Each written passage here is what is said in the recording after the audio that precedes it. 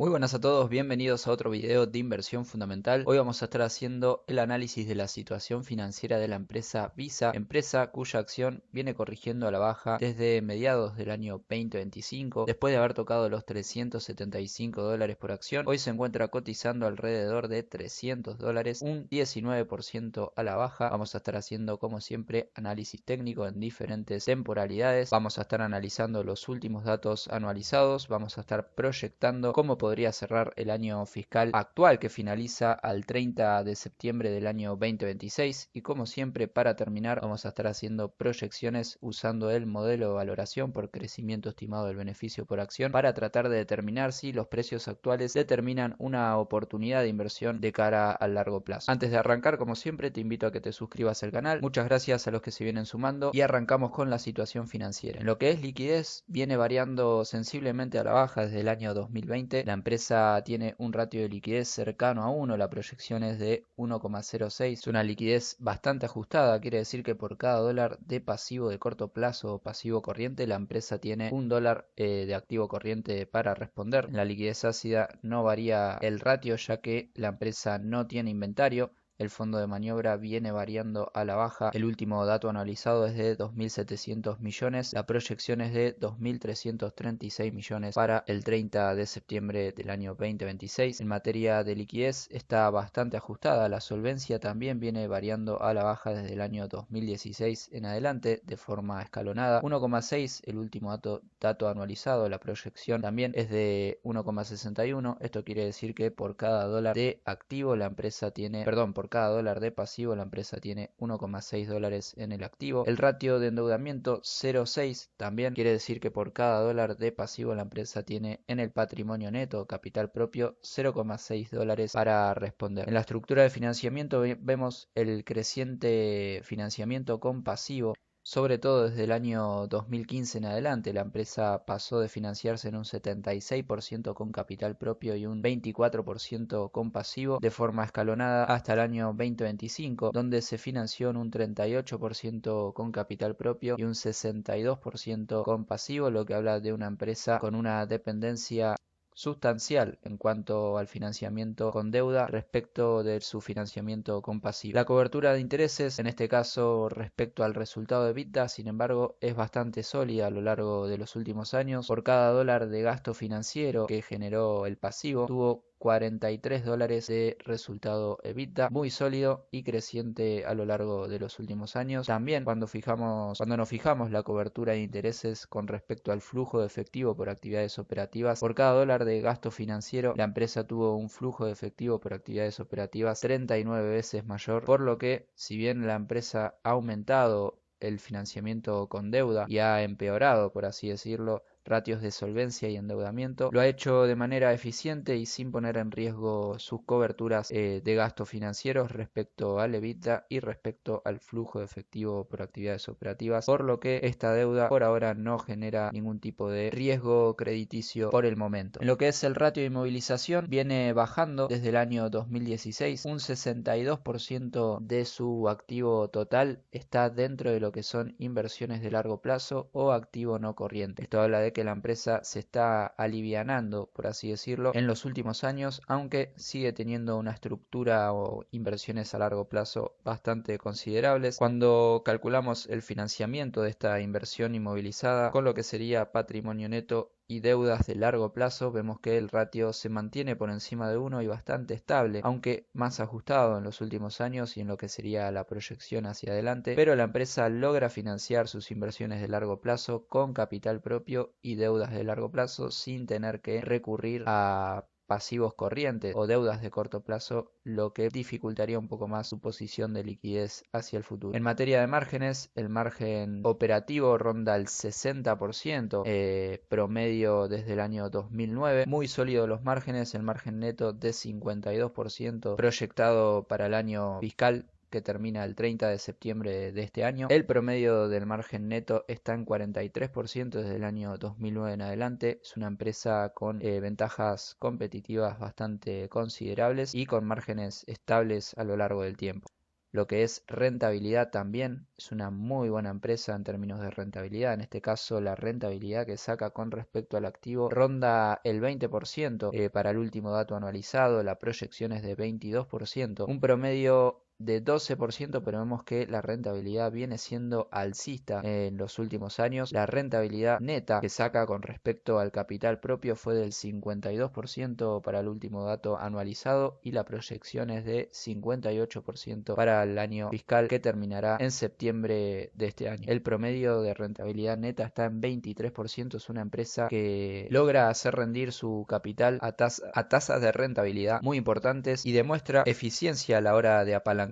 Tal como vemos, se viene apalancando con pasivo y aumentando a la vez la rentabilidad neta, beneficiando claramente al accionista. El beneficio por acción es creciente a lo largo del tiempo. Tuvo un beneficio por acción anual de $9.55 para el último dato anualizado, una proyección al 30 de septiembre de $10,88. La capitalización bursátil es alcista, obviamente, por la revalorización de la acción. Ahora vamos a ver más adelante que viene incluyendo programas de recompra de acciones de forma permanente, y lo vamos a ver en la cantidad de acciones en circulación. Pero antes vamos con algunos ratios de valoración. El PER promedio desde el año 2009 en adelante ronda 35 veces beneficio. Actualmente, con las proyecciones de beneficio por acción y el precio actual, está teniendo un PER en torno a 27 veces beneficio, obviamente en base a mis estimaciones. Las valoraciones PER más bajas ni siquiera llegan a 20 veces beneficio y las más altas rondan 45 veces beneficio. Esto es un dato muy importante a la hora de hacer proyecciones de valoración hacia el futuro. El ratio de valoración V/EBITDA también marca y nos da una buena forma de evaluar la empresa, la cual está a 22 veces V/EBITDA, relativamente cara con respecto a años como el año 2014, 2013. Sin embargo, mantiene cierta estabilidad y no se encuentra muy lejos del promedio actualmente. La capitalización con respecto a los ingresos anuales está en torno a 11 veces o 12 veces los ingresos anuales desde el año 2009 en adelante. Actualmente 13 veces la capitalización actual en base a los ingresos proyectados. Sus ratios más altos están en torno a 17, 18 veces ingresos. La capitalización con respecto al valor libros tiene un promedio de 6 veces valor libros desde el año 2009. Sin embargo, la tendencia es alcista. La empresa cada vez más aumenta el ratio de valoración con respecto al valor de su patrimonio neto, lo cual, si bien indica cierto encarecimiento, puede justificarse dado el aumento del apalancamiento y obviamente las buenas rentabilidades a las que logra hacer rendir el capital. Sin embargo, desde mi punto de vista, las altas rentabilidades de su capital propio no está a la mano del accionista que estaría entrando hoy, ya que pareciera estar considerablemente cara siguiendo este indicador. Para tener en cuenta es que el S&P 500 está cotizando actualmente a 27 veces beneficio, tiene una media histórica de 16 veces, 15 veces beneficio. Por otro lado, el S&P 500 está cotizando a 5 veces valor libros, si tenemos en cuenta esto comparado a lo que cotiza la empresa Visa actualmente, alrededor de 18 veces valor libro. Una empresa obviamente que se sale de la media. Como digo, puede ser justificable por los buenos resultados, el negocio muy sólido en términos de márgenes, posición competitiva, rentabilidad, pero es algo que no se puede dejar de tener en cuenta. Los ingresos anuales totalmente alcistas a lo largo de los años, 40.000 millones de facturación en el último año, una proyección alcista que podría rondar los 43.000 a 44.000 millones de dólares. El beneficio bruto también, el beneficio operativo, muy importante en este tipo de empresas, 23.994 millones para el último dato anualizado. El beneficio neto también tiene una tendencia alcista muy marcada. Las acciones en circulación vienen variando a la baja por programas de recompra, los cuales ha mantenido a lo largo de los años. Esto es muy beneficioso para el accionista, ya que menos acciones en circulación tienden a ser o a provocar una revalorización de la acción, así como también un mayor retorno a la hora de dividir las ganancias generadas por la empresa. La empresa viene pagando dividendos de forma sostenida y creciente. Lo vemos en el estado de flujo de efectivo, en la cuenta dividendos de acciones ordinarias pagados. Actualmente se encuentra pagando $2,68 de forma anual, pagando trimestralmente en febrero, en mayo en agosto y en noviembre de cada año. También viene aumentando, como ya dije, el pago del dividendo de forma sostenida desde el año 2008 en adelante. Los rendimientos anuales no superan el 1%, de hecho actualmente nos encontramos en uno de los rendimientos más altos en lo que es rendimiento por dividendo de la acción de Visa, solamente comparable al año 2022, 0,89, después actualmente 0,82 y con los precios actuales 0,89. Algo a tener en cuenta es que el pago anual del dividendo es de $2,68 por acción y el beneficio por acción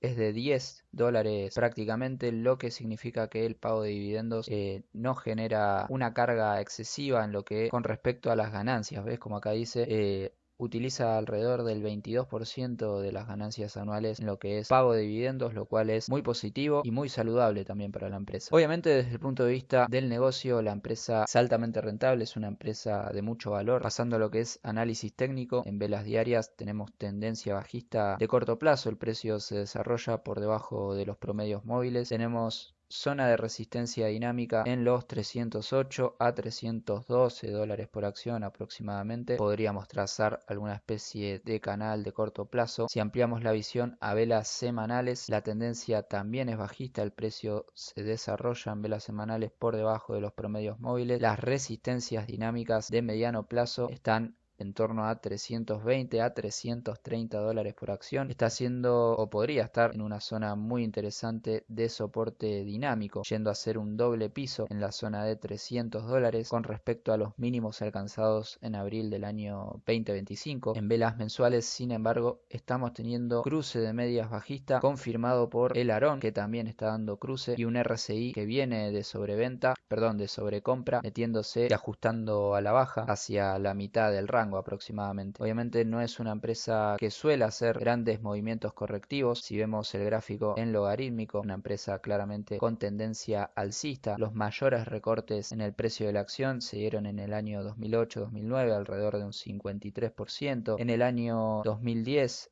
al 2000, a finales del mismo año, llegó a corregir alrededor de un 32%, en el año 2020 un 37%, cuando empezaron a subir los tipos de interés en el año 20, a finales del año 2021, llegó a corregir hasta un 30%, tocando mínimos en el año 2022. Actualmente, como ya vimos, llevamos una corrección alrededor del 19%, lo que empieza a indicar que es una de las mayores correcciones de la empresa en los últimos años, aunque si se repitiera una caída del 30-35%, podríamos ir a los 260 o $250 aproximadamente. Hay diferentes niveles que hay que tener en cuenta desde el punto de vista técnico, que podrían actuar como soportes dinámicos. Obviamente uno puede ser la zona de $285 por acción. Otro podría ser la zona de $255 por acción aproximadamente. Son rangos interesantes, obviamente en caso de que siga la tendencia bajista de largo plazo que parece estar desarrollando por el cruce de medias actualmente que se está dando. Obviamente en caso de rebote tenemos zona de resistencia dinámica en los $330 por acción. Haciendo proyecciones y valoración en cuanto al modelo de valoración por crecimiento estimado del beneficio por acción, y tenemos una proyección conservadora. Lo primero que hay que decir que el crecimiento anual compuesto del año 2009 al año, el último dato anualizado, es un crecimiento anual compuesto del beneficio por acción que ronda el 20%. En los últimos 5 años viene creciendo al 13% y la proyección es de 12,5% según relevamientos de mercado. Para esta estimación conservadora vamos a recortar esa proyección de crecimiento anual compuesto para los próximos 5 años en lo que sería el crecimiento del beneficio por acción al 8%. Vamos también a recortar los escenarios de valoración. Como ya vimos, un PER normalizado para una empresa como Visa en los últimos años sería de 35 veces beneficio. Un PER pesimista sería de 20-25, ya que es el PER mínimo al que ha cotizado en los últimos años, y un PER optimista sería de 45. Para esta proyección conservadora vamos a ser un poco más cautos